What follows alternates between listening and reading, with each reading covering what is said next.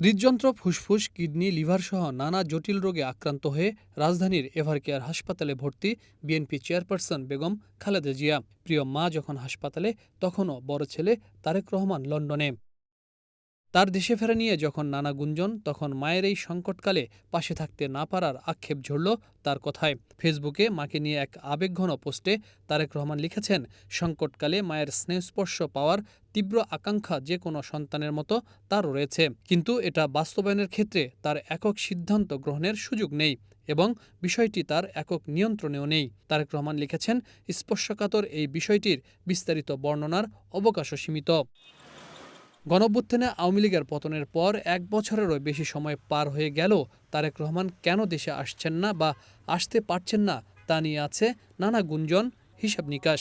যদিও দলের সিনিয়র নেতারা অনেকবার বলেছেন তারেক রহমান শিগগিরই দেশে ফিরবেন। সবশেষ শোনা যাচ্ছিল ডিসেম্বরে নির্বাচনের তফসিল ঘোষণার পরেই তিনি দেশে ফিরবেন, কিন্তু ডিসেম্বরেও তিনি ফিরতে পারবেন কিনা তা নিয়ে তৈরি হয়েছে সংশয়। যে সংশয় তৈরি হয়েছে মূলত তারেক রহমানের এই ফেসবুক পোস্টের কারণেই।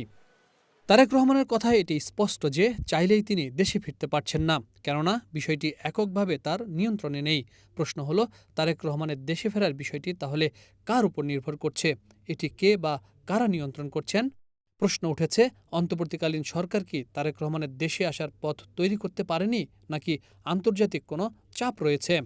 যদিও ফেসবুক পোস্টে তারেক রহমান লিখেছেন, রাজনৈতিক বাস্তবতার এই পরিস্থিতি প্রত্যাশিত পর্যায়ে উপনীত হওয়া মাত্রই স্বদেশ প্রত্যাবর্তনে তার সুদীর্ঘ উদ্বিগ্ন প্রতীক্ষার অবসান ঘটবে বলেই তার পরিবার আশাবাদী। তারেক রহমানের আইনজীবীরা একাধিকবার বলেছেন যে তার বিরুদ্ধে মামলাগুলো নিষ্পত্তি হয়েছে, ফলে তার দেশে ফিরতে বাধা নেই। এমনটিও মনে করা হয়, কিছু আইনি জটিলতা থাকলেও দেশে ফিরলে তারেক রহমানের গ্রেফতার হওয়ার শঙ্কা নেই। সুতরাং এত কিছুর পরেও তারেক রহমানের দেশে ফিরতে না পারার পেছনে সত্যি কী কারণ থাকতে পারে, বা কোন দেশি বিদেশি শক্তি বিষয়টি নিয়ন্ত্রণ করছে? জনমনে সেই প্রশ্নটি জোরালো হচ্ছে।